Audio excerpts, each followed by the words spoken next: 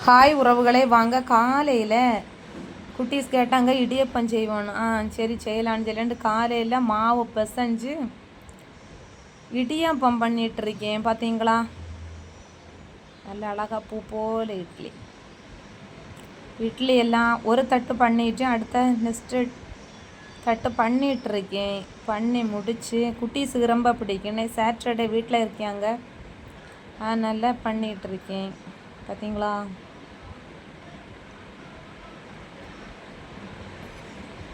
இடியாப்பம் பண்ணி முடிவாராயிட்டு.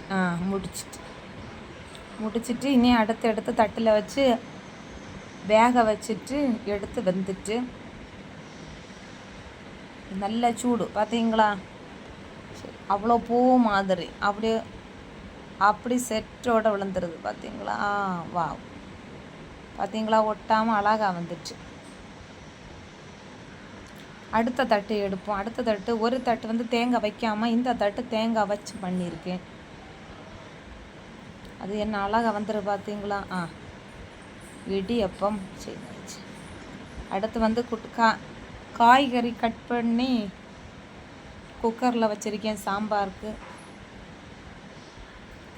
எல்லாம் சாப்பிடுவாங்க குட்டீஸ். இடியாப்பம் சாப்பிட்டுட்ருக்காங்க. இடியாப்பம் சாப்பிட்டு முடித்த பிறகு கட் பண்ணி தரேன்னு சொன்னேன். வள்ளி பயிர் கட் பண்ணியாங்க.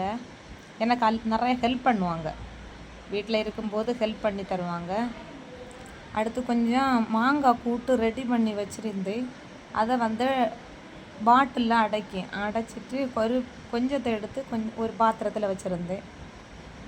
பார்த்தீங்களா, மாங்காய் பார்க்க அவ்வளோ டேஸ்டி. அடைச்சிட்டேன். இதை முடிச்சுட்டு அடுத்து பாக்கி உள்ளதை ஒரு டிஃபன் பாக்ஸில் வச்சுருந்தேன். பார்த்தீங்களா, எவ்வளோ அழகாக இருக்குன்னு. பார்த்தீங்களா, வாவ். அடுத்து அம்மா கொஞ்சம் மல்பாரி பழம் கொண்டு வந்தாங்க. அதை அப்படி தட்டி வச்சுட்டு பார்க்க அவ்வளோ சாப்பிட்டுட்டு இருந்தோம். அடுத்து அந்த வள்ளி பயிரை பொரியல் வச்சுட்டேன். அடுத்து சாப்பிடுவோன்னு சொன்னாங்க குட்டீஸ்.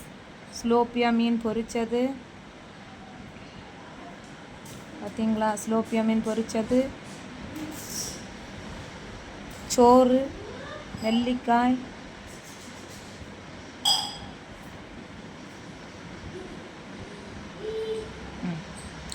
சாம்பார். பார்த்தீங்களா, சாம்பார், நெல்லிக்காய், மீன் பொரித்தது, அடுத்து அந்த வள்ளி பயிர் பொரியல் எல்லாம் வச்சுட்டு குட்டீஸுக்கு சாப்பிட கொடுத்தாச்சு.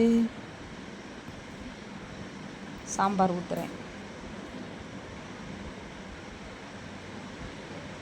இதுதான் எங்கள் வீட்டில் உள்ள சனிக்கிழமை. அடுத்து ஜீரக தண்ணி.